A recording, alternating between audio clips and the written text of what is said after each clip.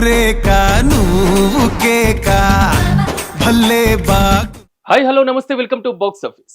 నయనతార నిన్నటి నుంచి ఈ పేరు తెలుగు రాష్ట్రాల్లో మారుమోగిపోతుంది.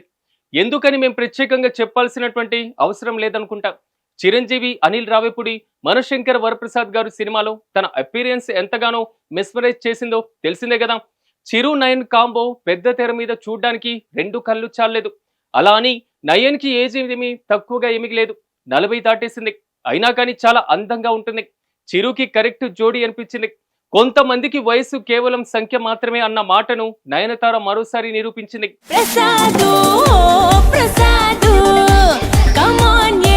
40 ఏళ్లలోనూ అడుగు పెట్టినా కూడా ఆమె ఇప్పటికీ యంగ్ లుక్ తో ప్రేక్షకులను ఆకర్షిస్తుంది.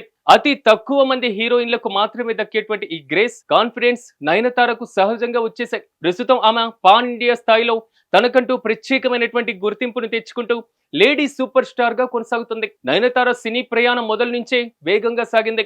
కోలీవుడ్ లో అడుగుపెట్టిన తొలి దశలోనే శరత్ కుమార్ లాంటి స్టార్ హీరో సరసన నటించే అవకాశం రావడం ఆమె కెరీర్ కు బలమైనటువంటి ఆరంభాన్ని ఇచ్చింది. ఆ సినిమా విజయం తర్వాత అవకాశాలు వరుసగా వచ్చేశాయి నయనతారకు. రజనీకాంత్ తో చంద్రముఖి, సూర్యతో గజనీ వంటి బ్లాక్ బస్టర్ సినిమాలు ఆమెను స్టార్ హీరోయిన్ గా నిలబెట్టాయి. అక్కడితో ఆగకుండా టాలీవుడ్ లోను మంచి గుర్తింపును సంపాదించింది నయన్. తెలుగు, తమిళ్ తో పాటుగా మలయాళం, కన్నడ భాషల్లోనూ నటిస్తూ దక్షిణాదిలో టాప్ హీరోయిన్ గా నిలిచింది. తాజాగా జవాన్ చిత్రంలో బాలీవుడ్ లోకి అడుగుపెట్టినటువంటి ఆమె అక్కడ కూడా తన మార్కును చూపించింది.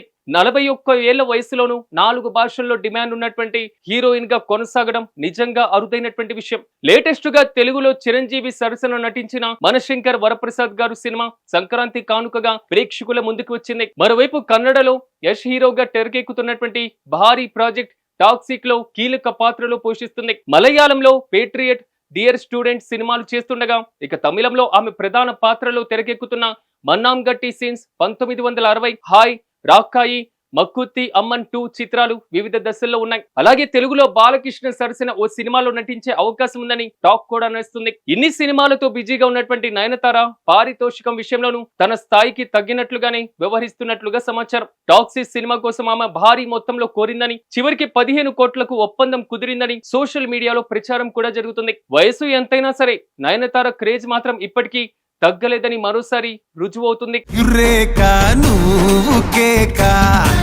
భల్లే బాగ్.